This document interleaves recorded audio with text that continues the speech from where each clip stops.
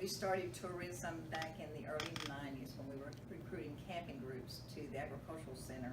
And from there, it's just taken off, and it's countywide, and it brings so many dollars into this county. And we've had several wonderful people as our director, and for one reason or the other, they have moved on. And Amy is now with us, and if she moves, I'm going to shoot her because she's doing a wonderful job. She really is, and we're just glad to have you, Amy. We really are. Thank you.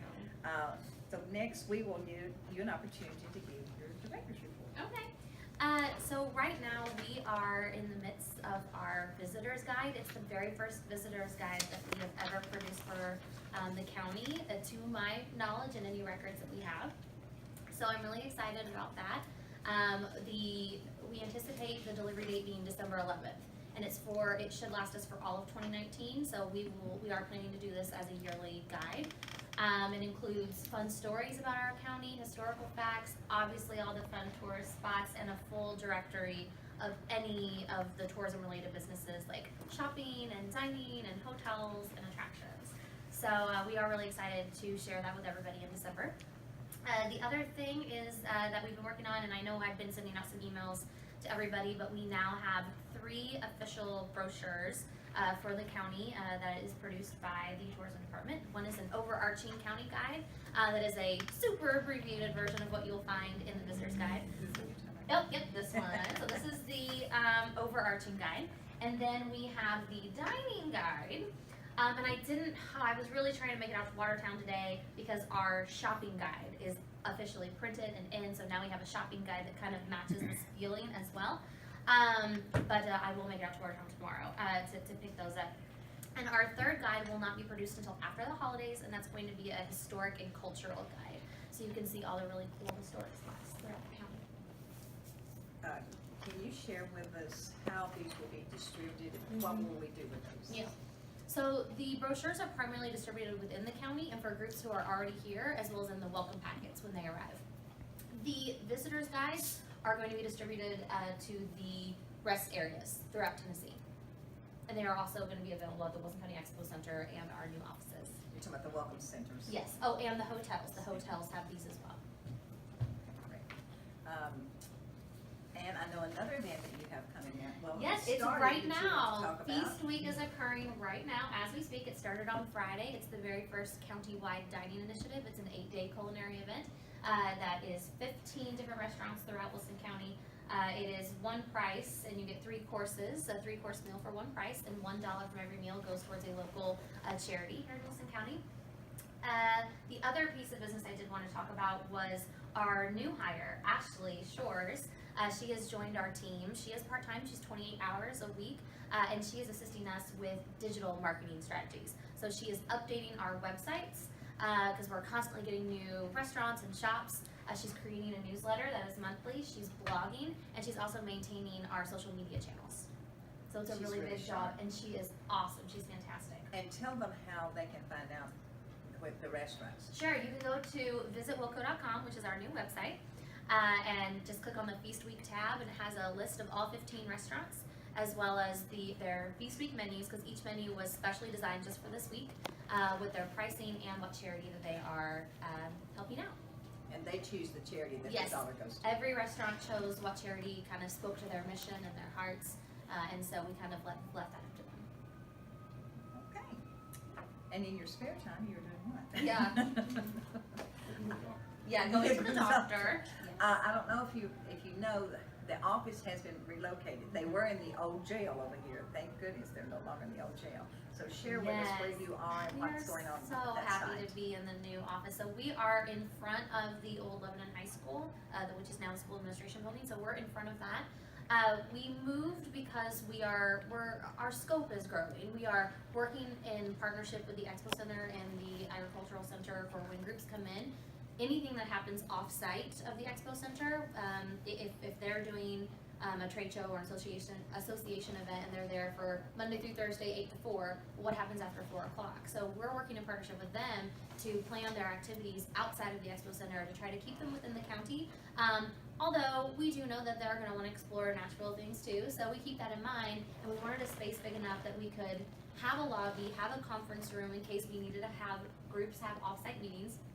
to have all of our literature in one place, as well as all the surrounding attractions literature as well, and big enough to start doing group tours whenever they want to do some kind of an offsite event. Like we've got the BMW event, or group rather, coming in this summer, and that's going to be anywhere between 3,000 to 5,000 people. And I am working with that group to develop some offsite activities, like possibly going to Joe Creek Distillery. So if the group wants to meet, some of them can meet at the expo center, and we'll have a bus there. But now we have the capabilities of having a bus turn around at our location, so we can have groups board buses and tours at the new building. Does everyone know what the BMW group is? So it's actually a motorcycle group. I know it sounds like fancy cars, but they're just really fancy motorcycles. But they're such a fun group. We were able to go see their event this year. But it's, like I said, 3,000 to 5,000 people. They'll come into our county, and they'll have off-site trips. They'll do like little excursions because they want to see the Tennessee countryside. That's one of our biggest selling points, is how beautiful, obviously, our country roads are and how fun they are on motorcycles. So we are, and I am working with the state as well to let them know when this is happening, so they can maybe do some increase of watch out for motorcyclists on the road, things like that, during this time frame. But it should be a really good time. We're hoping that we can partner with local businesses, shops, restaurants to post welcome signs welcoming the group into Wilson County. And of course, they will receive all of this literature on our county when they arrive as well. They do a lot on site, but it is our hope to get them to explore the county as well, because we want them to shop in our shops and dine in our restaurants. And we are working with large groups like that, but we get a lot of the small groups too. Actually, last month we had 2 smaller groups, which are groups of 100 or less, that work with the CVB that are wanting to do offsite excursions. We planned a luncheon for a group at Sandy B's, and then I also worked with the Hermitage and got special rates for them at the Hermitage. So we're just here as a resource for our groups and to make sure that they're having a good time in Wilson County, so they continue to come back. Lady, you're doing a wonderful job, absolutely wonderful. And I think other people will agree that We have an awesome team. you do have an awesome team. Penny Carroll and now with Ashley Shores, and I've met Ashley, and she's a go-getter too. So we've got 3 ladies that are really selling Wilson County. Watertown, Lebanon, and Mountjoy. And by the way, I was asked this today, is Watertown having a Christmas parade? Yes. Okay. We'll I've got someone that wants to be in it. Gospel singing after that. December 15th parade, when the parade's over, the singing in What time is the parade? 2 o'clock. I was asking the radio station. Okay, thank And you. just so you know, we even have your 2019 dates, and they're all going into our visitors guide. So all of the events that happen throughout Wilson County, we have about 50 that we're including in the. Okay, Amy and I have also talked, and I know she talked to Erin about giving us a budget update where she is now with her budget, and I think she's got a couple of line item transfers that she wants to discuss. Yes, it's just one, and I'll tell you because of the move, there were little surprises that we had. And so do you want me to go ahead and pass these out, if that's okay? Let me take one, pass them on. So we tried, and IT has been so fantastic. We try to save money. We want to be good stewards of the taxpayers' dollars, right? And so we really tried to save money and do a phone system that was like an internet-based phone system. We've had it for 2 months. We've been trying to troubleshoot, but it is just unfortunately not working. So we have to now, we incur a cost that we weren't expecting of installing landlines. So that is what this budget line item request is covering. So if you want the details, I kind of have them written down, but basically to install, it's going to cost $2,000 to install these landlines, plus an additional $60 a month for the 2 lines that we require. And $100 installation, and then we did get an increased internet speed now that we have Ashley, using the internet a lot more, and there's 3 of us, and we're going to be doing conferencing now that we have our new conference room with our groups. So we did increase our internet speed, which was a slight additional cost.